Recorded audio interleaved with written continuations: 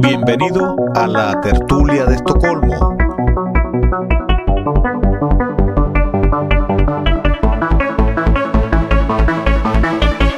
Donde hablamos de lo humano y lo divino.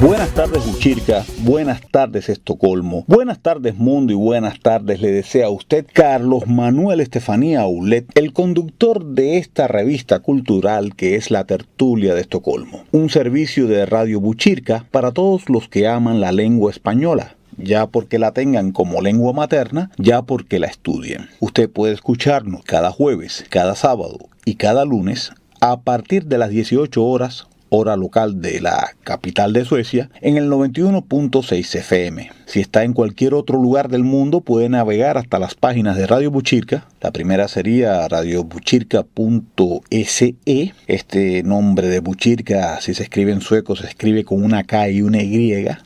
O sea, usted diría radiobotkirka.se y Radio Buchirca como se leería, o Radio Buchirca como se leería, si lo leyéramos en sueco.com. Si quiere comunicarse con nosotros, puede escribirnos al mail latertuliadeestocolmo@gmail.com. Serán muy bien recibidos los comentarios que usted nos haga llegar, incluso cualquier archivo de voz. Sabe que este es un programa interactivo. Lo único que nunca retransmitiríamos sería una llamada a la violencia o un insulto improcedente, pero mientras se trate de ideas bien fundamentadas y mientras se hable con respeto, todas las opiniones son bien recibidas en la Tertulia de Estocolmo. Si lo que desea es escuchar los últimos programas que hemos hecho o los primeros, le recomiendo visitar la página que tan amablemente nos ha obsequiado nuestro amigo y uno de los primeros tertulianos de la tertulia, valga la redundancia, Jorge González, director de la editorial Letra Nobel, al cual ya hemos entrevistado algunas veces. Usted puede ver el trabajo que hace su editorial con páginas de internet y del cual ha salido esta que nosotros le recomendamos, la nuestra, visitando la sección de Letra Nobel dedicada a hacer páginas. Se llama simplemente mipagina.se. La nuestra usted la puede encontrar en la red escribiendo www.tertulia.cf. Una dirección muy fácil de recordar, tertulia.cf. Estas letras CF significan, según Jorge, cubano feliz. Un objetivo que tenemos y que extendemos no solo a los cubanos, sino a todas las personas de buena voluntad que nos escuchan a través de FM o a través de las redes desde cualquier parte del mundo.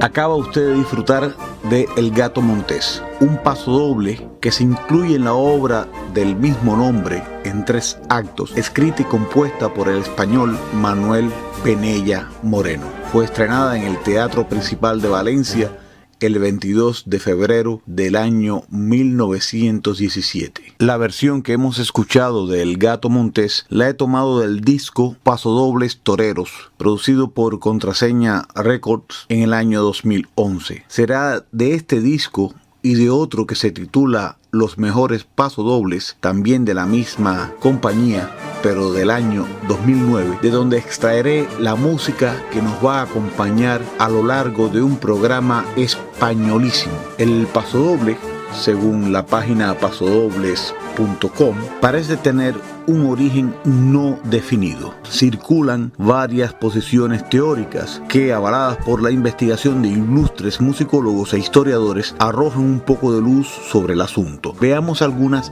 hipótesis. El eminente musicólogo José Subirá, quien viviera entre el año 1882 y 1980, considera que el pasodoble procedía directamente de la tonadilla escénica. Era esta una pieza musical que se interpretaba como colofón de entremeses y bailes escénicos durante la primera mitad del siglo XVIII, para pasar en la segunda mitad del siglo a utilizarse como intermedio o interludio musical entre los distintos actos de las comedias. La tonadilla entraría en decadencia tras la Guerra de Independencia, me refiero a la Guerra de Independencia española contra Francia, siendo ocupado su lugar, según esta tesis, por el pasodoble. Otros autores hablan de la posible herencia dejada por alguna danza como el pasacalle, introducida en España en el siglo XVI, o el pas redouble, traído de Francia a fines del siglo XVIII. Incluso se llega a hablar del garrotín, baile gitano muy vivo y electrizante. Sin olvidar, claro, la raíz marcial de la música que la acerca claramente a las marchas militares. Es evidente que, por ser el pasodoble un fenómeno cultural de amplio espectro, incluiría letras, música y baile, es interpretado en salas de conciertos, templetes y plazas de toros.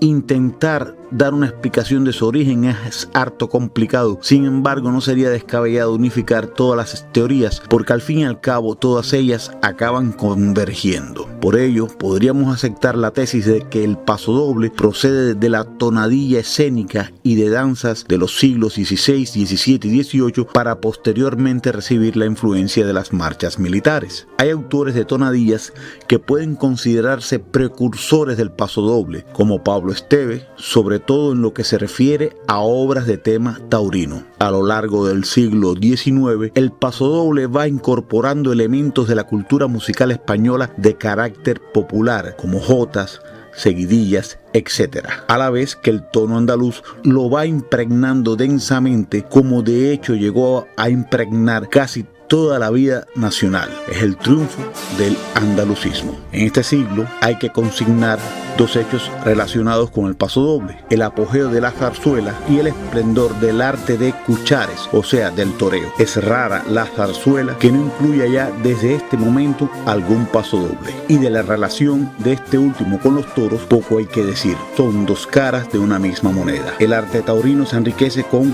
francuelo, guerrita, lagartijo y machaquito.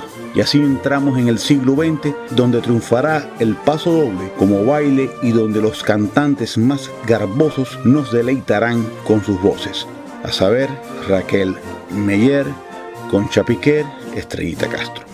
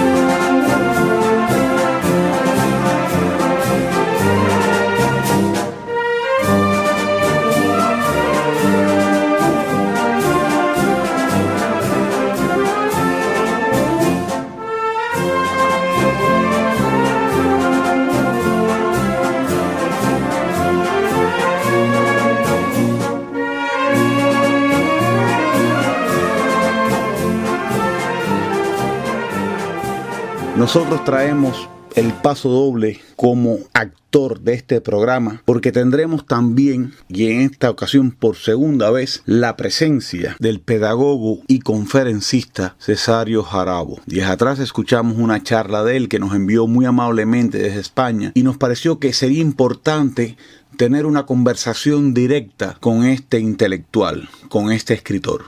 Así nuestro querido amigo Leandro Gasco lo ha contactado, lo ha entrevistado y por supuesto lo va a presentar para ustedes. Me gustaría que prestaran especial atención al modo en que retoma este grave problema de la disgregación de España, comenzado con lo que se llamaron las revoluciones o rebeliones cantonales, que coinciden con lo que en Cuba era la Guerra de los 10 años. Quiero que tengan también en cuenta la denuncia que hace de la conjura británica para desarmar las dos Españas, la europea y la americana, del papel de una masonería sobre la cual, sin considerarse un experto, reconoce por sus frutos qué es lo que es y qué función ha jugado en este proceso. Su interesante estudio sobre lo que fueron los campamentos vacacionales en la época franquista, donde hubo un interés de borrar la confrontación y hermanar a los españoles, algo de lo que no se trata en la media española actual. Y por último, su vocación de unificación de lo hispánico, una vocación que también nosotros compartimos al margen de cualquier diferencia de ideas o visiones del mundo que tengamos con Cesario Jarabo. Estoy seguro que entre la música que les he seleccionado y la propuesta que vamos a recibir por parte de Leandro Gasco y su entrevistado, haremos de esta tertulia de Estocolmo un programa del interés de todos quienes la escuchan. Lo mismo en Suecia que en el mundo.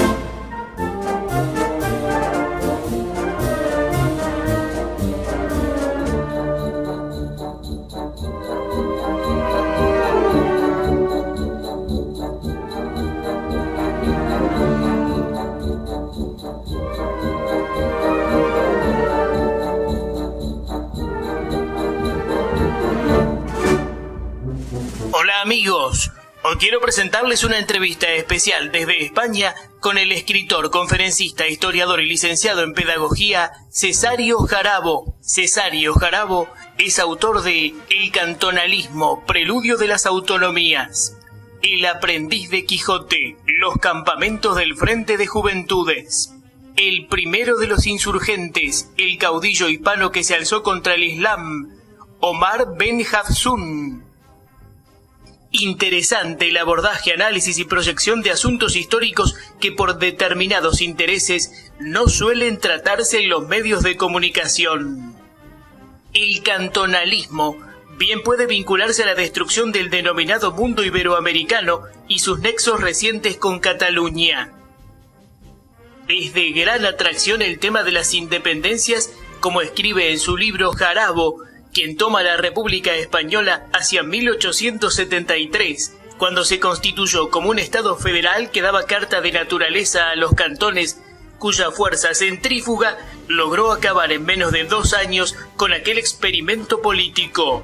No obstante su fracaso, sembró la semilla de la disgregación con todo su potencial desestabilizador. Todo comenzó en el año 1873. Este conocimiento es una vacuna para combatir los graves problemas de España en virtud de la realidad sociohistórica que afecta a la soberanía. Inglaterra siempre sacó beneficio. Todo se desarrolló contrario al espíritu hispánico y solo cercano a un liberalismo subordinado. Con la clase política y hasta bienes de la Iglesia, incluyendo la destrucción de la incipiente industria, siempre aparecen las baterías británicas en conjunción con elementos controladores del Estado y saqueadores del territorio, sumados a extorsiones que hoy subyacen desde la continuidad planteada, por ejemplo, con los sindicatos. El acecho del gobierno global o nuevo orden mundial sigue atacando y apropiándose de las instituciones fundantes, destruyendo los principios y virtudes tradicionales para la disgregación, destrucción de la familia y de los estados nacionales. ¿Qué esconden quienes cabalgaban la independencia de América ayer? ¿Cómo la masonería se sostiene en el tiempo y ha penetrado en los partidos políticos? ¿Acaso con Rajoy o Zapatero y con el mismo Barack Obama, a quien el padre Guerra Gómez sindica en grado 92 de una logia de afroamericanos? Solo conociendo el devenir histórico podremos mejorar el presente y unir fuerzas para el bien de Iberoamérica. En instantes, un encuentro conversatorio especial con el licenciado Cesario Jarabo. Quédate con nosotros porque lo mejor está por venir. Muchas gracias.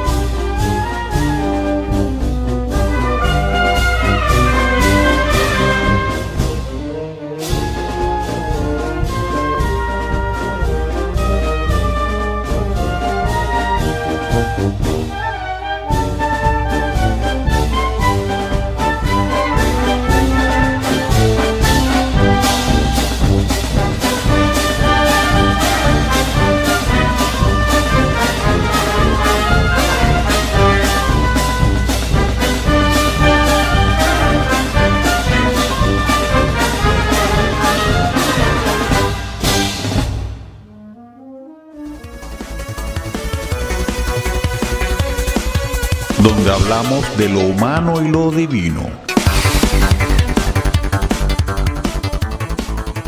Con el saludo para Carlos Manuel Estefanía y los oyentes de la tertulia de Estocolmo, el magazine radial en español que hacemos desde Estocolmo al mundo por FM 91.6 MHz, Radio Buchirca. Hoy para Leandro Gasco es un enorme gusto saludar y entrevistar al historiador, escritor y licenciado en pedagogía Cesario Jarabo. Un gusto grande, Cesario, tenerlo. ¿Cómo está? Pues muy bien, muchas gracias por su contacto. Bueno, hoy vamos a reflexionar sobre la actualidad, sobre sus libros, y es un gusto que nos pueda acompañar y, bueno, analizar, reflexionar sobre la sociedad, la actualidad, el presente. Tomemos para el inicio Cartagena, España, 1873, la realidad histórica, la acción de Inglaterra, que nos cuente en el inicio sobre su libro El cantonalismo, preludio de las autonomías. A ver, empecemos por allí. Bueno, o sea, la faena para la destrucción de España llevaba ya victoriosa unos cuantos años. O sea, hablamos de 1873, nos situamos con una diferencia de 50 años en relación a las guerras separatistas sufridas y perdidas en América. Inglaterra había conseguido la separación de todos los territorios americanos, a excepción hecha de parte del Caribe, Cuba y Puerto Rico, y la acción británica no acababa ahí, o sea, no acababa ahí como tampoco había empezado ahí. La acción británica contra España llevaba funcionando desde el siglo XVI, pero ahí efectivamente tenía un nutrido grupo de personas enquistadas en las altas directrices de España. La práctica totalidad de los políticos del momento eran agentes británicos, o sea, de un modo u otro tenían una relación más que directa con Inglaterra, del mismo modo que los llamados libertadores también tenían una relación más que directa con Inglaterra. Yo los califico directamente como agentes británicos.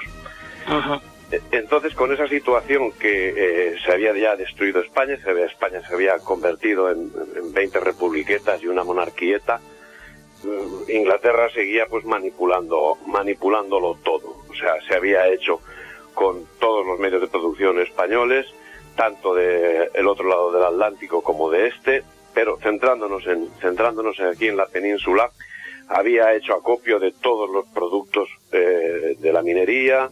Se había hecho con la industria, la poca industria que había la había destruido en beneficio exclusivo de los intereses ingleses, pero no acababa ahí la cuestión seguía en que había que machacar absolutamente a España, y la labor llevó a que, pues eso, en 1873, ya después de que, de una manera simpática si se quiere, o estúpida si se quiere, Amadeo I había abandonado el reinado de España, de buenas a primeras se encontraron con que la República no quedaba otra solución. O sea, se había proclamado la República de una manera estrambótica, y a partir de ahí llegó de sopetón la lapidación total de España, en definitiva. Y entonces empezaron a declararse independientes pues poblaciones, pues Cartagena, pues Valencia, en fin, o sea,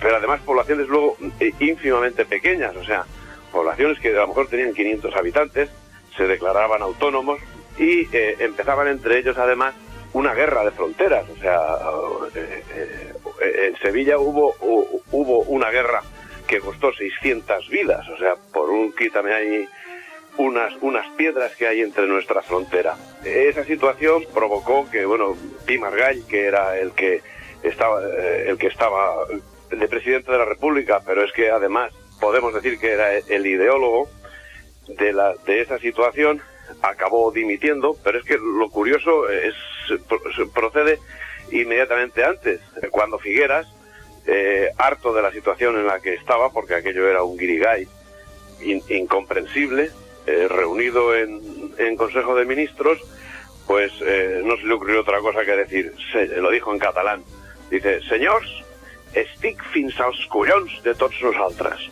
Traduciendo, señores, estoy hasta los cojones de todos nosotros. Y cogió y se marchó. Se marchó, y la primera comunicación que tuvieron después de esa marcha fue que llamó desde París diciendo que se encontraba bien y que se olvidaran de él. Entonces ahí, bueno, como digo, los cantones empezaron a separarse, empezaron a pelearse. El cantón de Cartagena se hizo con la armada española, y con esa armada pues bombardeó Almería, en fin, intentó invadir Valencia, pero bueno, se conformó con hacer unos actos de piratería y quedarse con unos barcos que encontró por el camino. Ajá. Mientras tanto, ¿qué hacían las potencias europeas? Pues vigilar que eso se llevase bien. Tanto ingleses como prusianos pues acompañaban a la flota cartagenera, pero no se metían, no les impedían hacer nada. Bueno, los prusianos sí llegaron a detener un barco, y eso ocasionó un conflicto internacional, y hasta el extremo que Cartagena pues le declaró la guerra a Prusia. Bueno, los accidentes que provocaron, incluso entre ellos en el mar, puesto que los barcos acababan siendo dirigidos de forma democrática y la tripulación pues a lo mejor no sabía ni cómo funcionaba el barco. Bueno, pues acabó eso en lo que podía acabar. El ejército finalmente fue tomando cada uno de los cantones, y ahí se acabó el cantonalismo. O sea, la república no llegó a durar un año, y los cantones pues desaparecieron. La verdad que el saber enriquece y ayuda a comprender también por qué estamos como estamos. Interesante volver a la historia, ¿no? Y yo quería pedirle también una reflexión del enfrentamiento británico con la hispanidad, incluida la americana, y que pueda desarrollar sobre el papel también de la masonería histórico en este escenario contrario al espíritu hispánico, ¿no? Y muchas veces cercano a un liberalismo subordinado, ¿no? Y también como haciendo mención, ¿no? Siempre aparecen traidores de adentro para la disgregación. Sí. Bueno, yo de la masonería puedo decir que sé algo menos que nada. Pero yo he llegado a una conclusión, o sea, muy mía.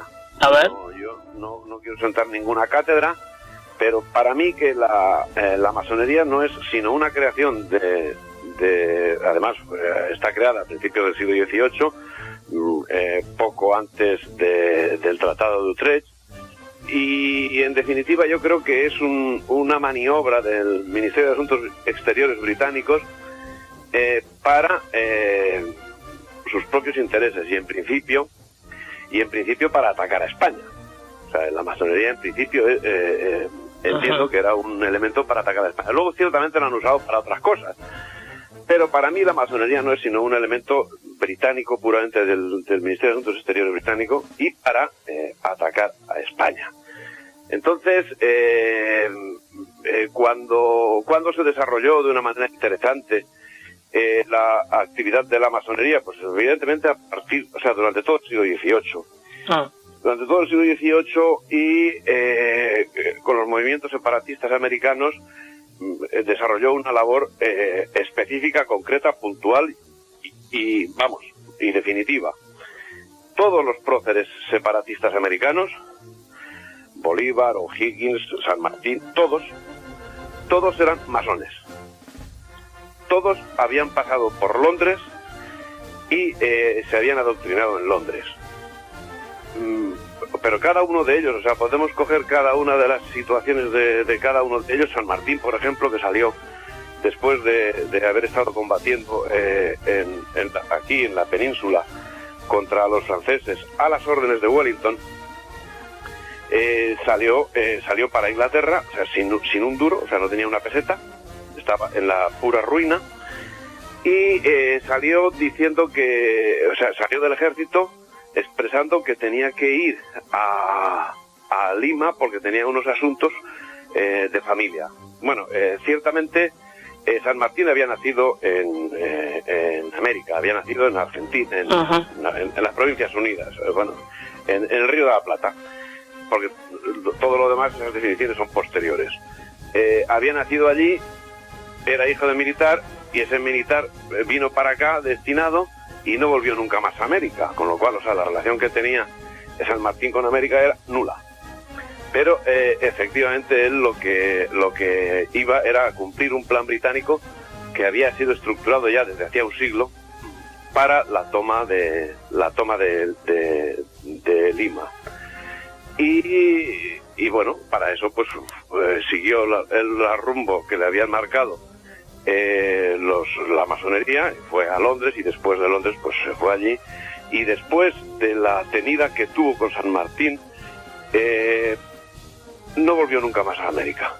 Se volvió a Europa, estuvo viviendo en Francia, e Inglaterra le requirió para unos nuevos servicios en los Países Bajos, y sí, ahí los desarrolló, ahí los hizo de una forma muy bien, como buen siervo británico, la separación de Bélgica de los holandeses, ¿no?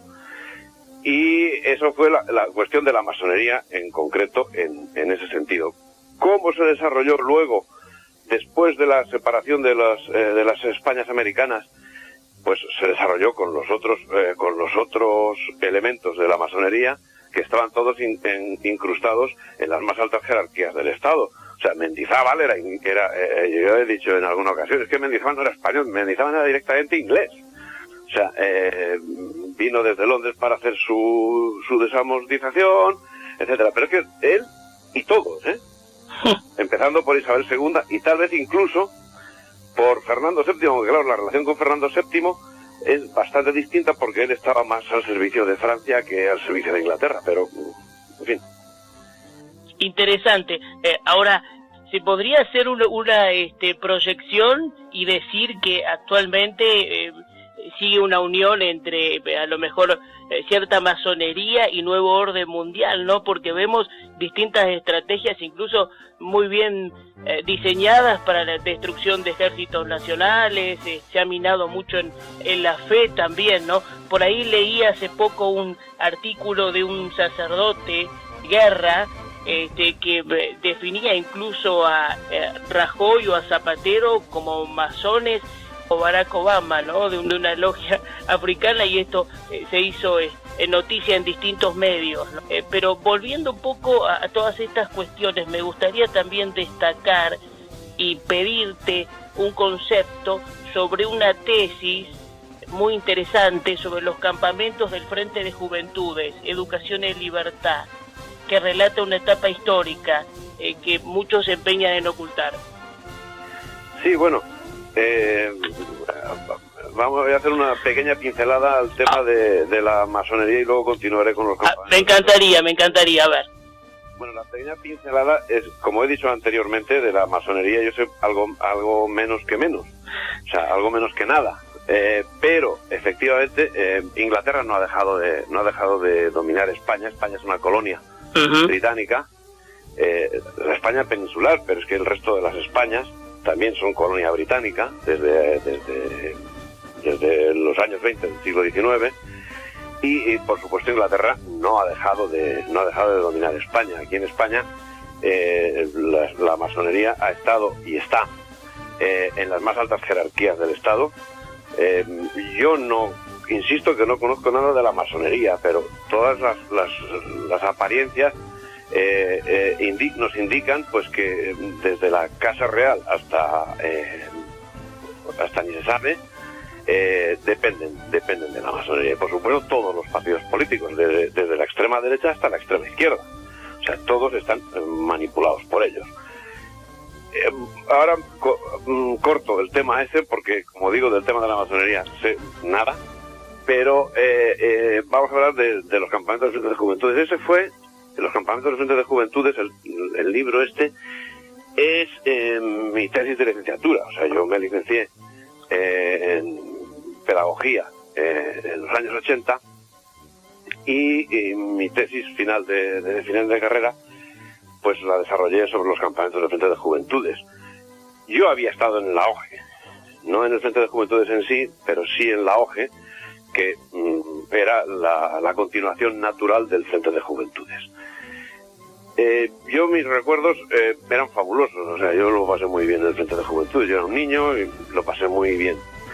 Luego, ya en la universidad, ya como tratando el asunto no como un divertimento, sino como una cuestión educativa, científica, pues bueno, sí, desarrollé un trabajo sobre los campamentos del Frente de Juventudes y la presenté y pasé favorablemente la prueba. Y bueno, ahí que vengo a decir en los campamentos del Frente de Juventudes, pues que fue un elemento imprescindible en España para la sutura, para la cancelación de las heridas de la guerra civil. Ahí se superó absolutamente todo. En los campamentos del Frente de Juventudes se atendía especialmente, muy especialmente, a los hijos de los vencidos, a todos, o sea, a todos, pero con especial cariño, hasta el extremo que se procuraba de una manera estricta, pues que nadie supiese de dónde habían luchado sus padres, ¿no? Sino que todos eran camaradas, todos eran amigos, todos tenían que convivir en paz, y esa fue la función del Frente de Juventudes. Como digo, o sea, además los campamentos tuvieron un desarrollo extraordinario en todos los ámbitos. Hubo campamentos de montaña, hubo campamentos de playa, hubo campamentos de atletismo, hubo campamentos de todo tipo y color, y lo principal que había ahí era la camaradería, el ser amigos, el convivir con la naturaleza, el respeto por los demás, el respeto por la naturaleza. A mí me impresionó, aparte de lo conocía porque lo había vivido, pues luego el conocerlo científicamente también me impresionó. Ajá. Destaco que alguna vez dijiste, en el Frente de Juventudes se estimaba todo lo que hoy se deplora: la justicia, la libertad, la disciplina, el esfuerzo, la dignidad humana, el respeto por la vida propia y ajena, todas virtudes. Sí, efectivamente, lo reafirmo. El Frente de Juventudes era un canto a la libertad, era un canto a la igualdad, era un canto a España, era un canto a Dios, era un canto a la naturaleza, era un canto a la hermandad, era un canto a todo lo bueno que puede salir del espíritu humano, era un canto a todo eso. Y entonces, claro, estamos en una sociedad hedonista, estamos en una sociedad que deplora o sea, todas las virtudes humanas, todas las virtudes espirituales, todas las virtudes religiosas son vicios. Y todo lo que siempre hemos entendido como vicio, hoy en día es virtud. Exactamente, y también muchas veces nos preguntamos, ¿no?, volviendo a la masonería y a todo que ha pasado hasta incluso con la Iglesia Católica, que está para muchos perdida en distintas cuestiones, lamentablemente, y bueno... Empezando por el que va vestido de blanco. Pero claro, porque no se puede entender como muchas veces se ve, no se condena a crímenes que ha tenido incluso el comunismo, el socialismo, habiendo tenido mártires la Iglesia, ¿no? Y hay un acercamiento al ecologismo y a todo eso que tiene que ver con el nuevo orden mundial y con la masonería, ya que está, es bueno que lo destaquemos, Aborto, la homosexualidad. La destrucción de la familia, lógicamente, claro. Efectivamente, la destrucción de la familia. O sea, a mí parece que lo que tendría que ser nuestra madre, que es la Iglesia, se nos ha convertido en nuestra madrastra. Y ahora esta apertura también, entre comillas, religiosa, protestante, digamos, es también la destrucción de la Iglesia, y uno ahí se pregunta si no mete la mano la masonería también, ¿no? Porque está haciendo un buen trabajo. Hombre, por supuesto. O sea, la masonería está intentando meter baza y eliminar a la Iglesia Católica desde hace mucho tiempo. Ajá. Ya ahí hay un nombre también, George Soros, ¿no? Sí. Se habla de financiación también mismo dentro de la Iglesia Católica, lamentablemente. Pero es que es una cosa que no es nueva. Uh-huh. Ya, Pero está poniendo mejor las fichas, parece. Está poniendo mejor las fichas, digo, pareciera poniendo su gente adentro por la estrategia que se percibe, ¿no? Lo intentaron con Pío IX. Sí. Es que, bueno, no sé si fue Pío IX o Pío X. Creo que era, ahora estoy pensando, creo que era Pío X. O sea, Pío X en su momento fue el candidato puesto por la masonería. Uh-huh. Pero bueno, este hombre, cuando fue nombrado papa, pues cambió y se convirtió del elemento masónico metido dentro de la iglesia, en la cabeza de la iglesia, se convirtió en un papa extraordinario. Claro. Y bueno, ahí se ve que tuvieron un fallo, y ahora yo creo que lo han errado, ahora yo creo que lo han acertado. Así es. Que desde luego la masonería estaba ahí metida y seguro, vamos, o sea, como digo, metiendo papas y muy probablemente habiendo metido a este, tampoco lo puedo decir porque eso no lo desconozco, pero... Sí, no se puede afirmar, pero los indicios... Sí, los indicios hacen que y lo más doloroso es que digamos que sanguíneamente es de los nuestros, pero no. Claro, bueno, yo muchas veces he señalado, incluso en los ministerios de defensa de los países, como ha pasado en Argentina, había gente puesta con altos vínculos, incluso con Soros, con el nuevo orden mundial, con Inglaterra y demás, en una proyección muy interesante para la destrucción soberana y para que ante como está sucediendo actualmente, ante un conflicto no hay fuerzas armadas, no están obsoletas tecnológicamente. Sí, efectivamente. Bueno, o sea, yo entiendo además que la guerra que se pueda suceder de ahora en adelante será informática en gran parte.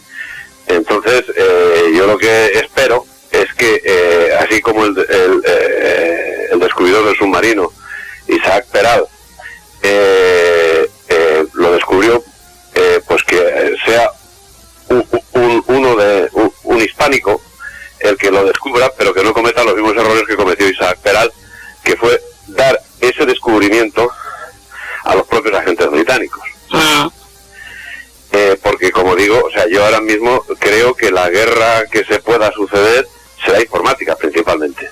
O sea, hasta el extremo que informáticamente pues se puedan bloquear las ojivas nucleares, etcétera, etcétera, etcétera, etcétera. O sea, es seguro que es de nivel informático. Ahí está. Que no suceda lo mismo que con Isaac Peral, o sea, porque en 1898 España tenía que haberle dado un baño a los Estados Unidos tanto en Cavite como en Santiago. Pero no sucedió, ¿por qué? Pues porque resulta que el submarino que había sido descubierto y demostrado su funcionamiento exacto y perfecto 10 años antes, pues había sido arrumbado por los intereses británicos. Y a propósito, hay un submarino que no aparece en Argentina y una base militar puesta en las Islas Malvinas también, ¿no? Que tienen los ingleses justamente. Efectivamente. Todo, o sea, pues es que todo va, o sea, el tema de las Malvinas, todo, o sea, incluso la creación, la formación de los estados nacionales de Sudamérica es un hecho británico. O sea, el nombre de la Argentina, pues lo inventaron. El Ecuador, lo mismo. Bolivia, lo mismo. En fin, o sea, destruyeron los virreinatos tanto de Nueva España como de Río de la Plata como Nueva Granada. En fin, o sea, lo destrozaron absolutamente todo y lo distribuyeron a su modo y manera, creando unas fronteras antinaturales al objeto de controlar el mercado que había entre unas zonas y otras.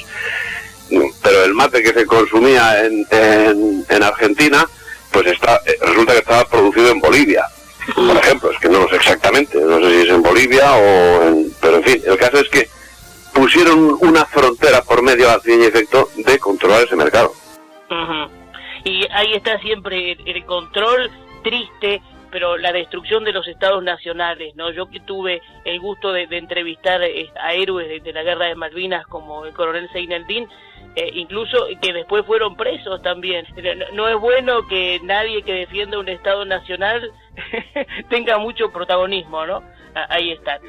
Bueno, a ver, ¿qué puedes ilustrarnos dando una vueltita de página sobre tu obra El aprendiz de Quijote? Acontecimientos actuales interpretados desde el espíritu quijotesco. Bueno, para mí, Don Quijote de la Mancha, digamos que en la literatura yo lo dividiría en dos partes. Una, Don Quijote de la Mancha, otra, el resto. Claro. Eso, empezando por ahí. Don Quijote de la Mancha no es una novela. No es una novela. A mí me resulta imposible leer una novela.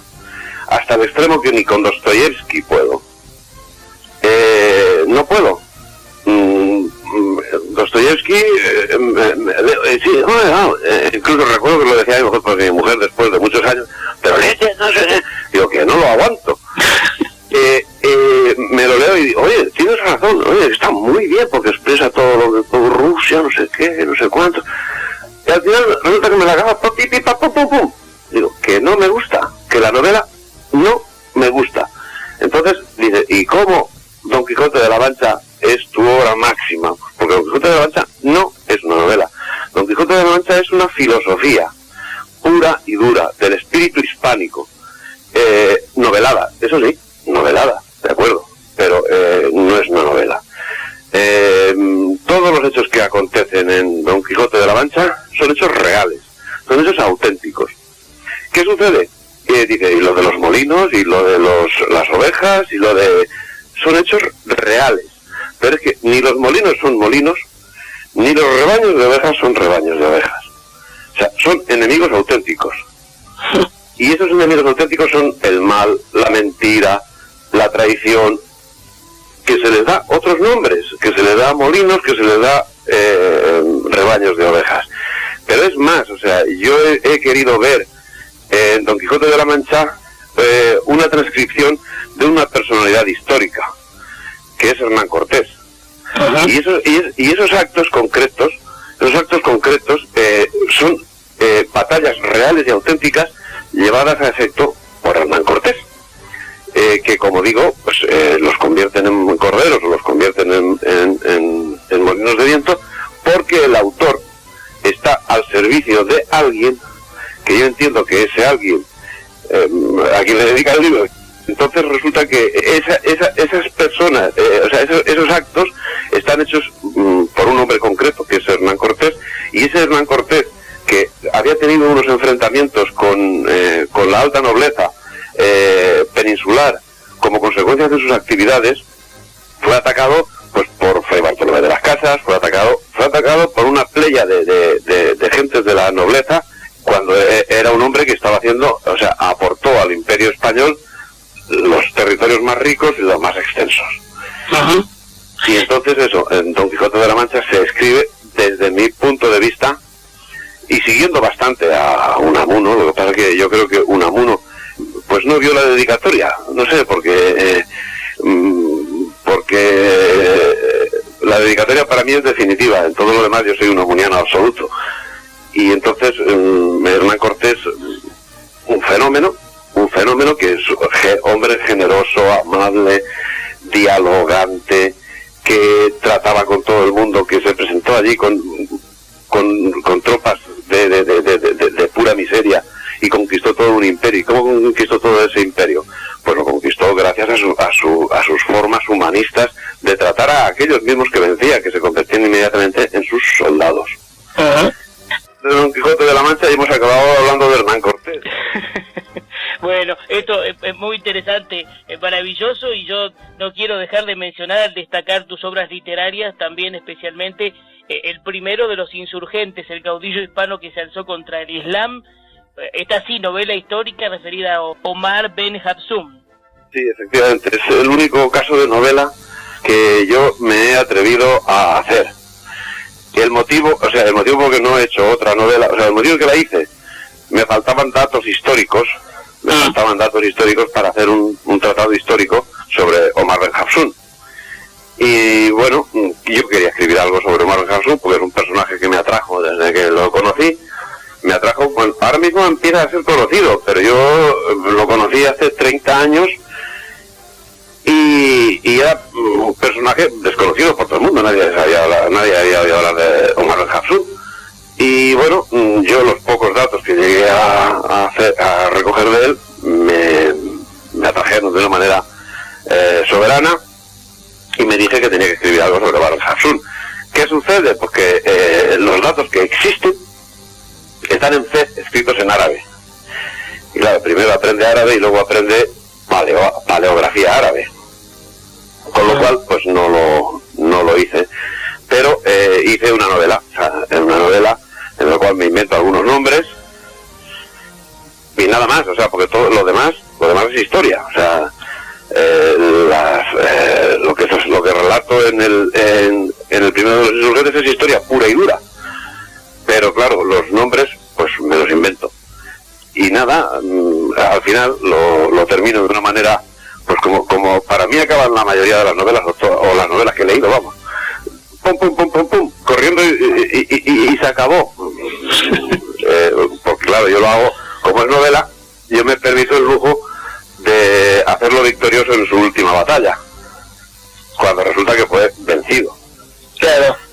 Y entonces, bueno, lo que hago en el último capítulo, que son 4 líneas, pues aclaro que efectivamente no venció, sino que perdió la batalla y que vivió luego siguió viviendo independiente, y cuando murió fue cuando Abderramán III ya tomó Bobastro y etcétera. Pero en fin, es un personaje extraordinario, un personaje cuya hija además es santa. Sí, bueno rescatarlo.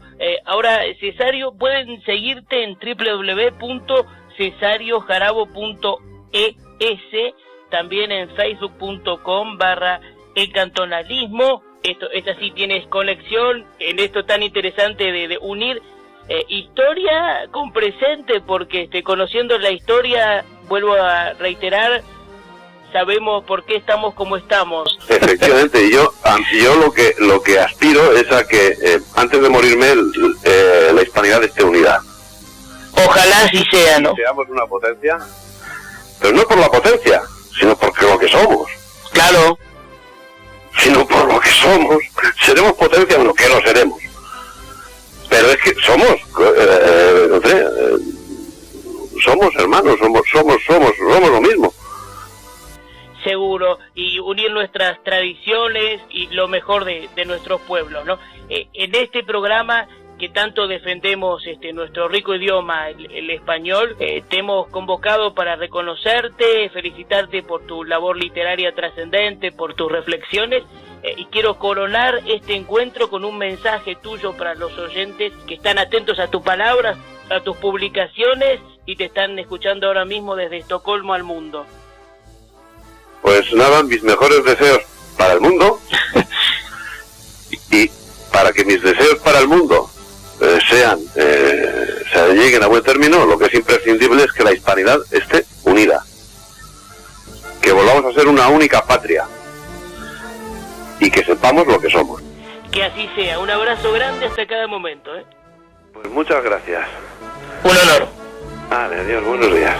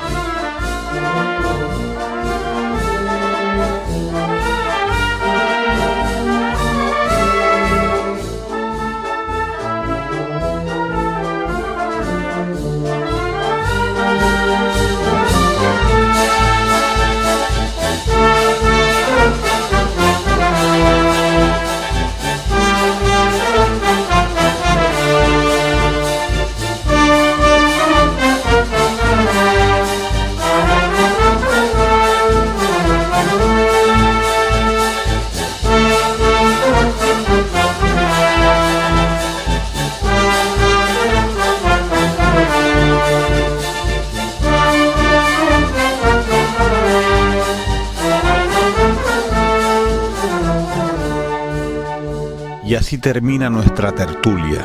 Que pase una buena noche.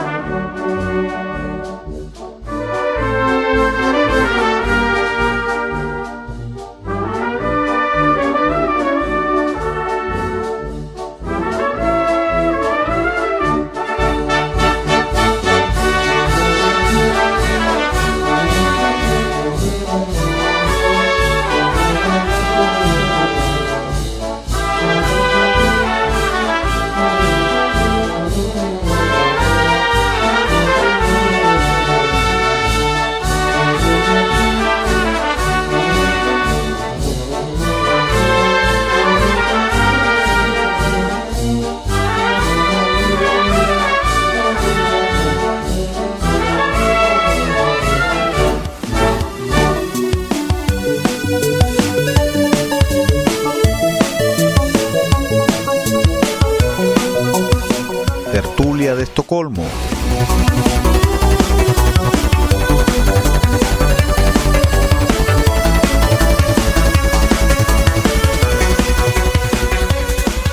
Donde hablamos de lo humano y lo divino.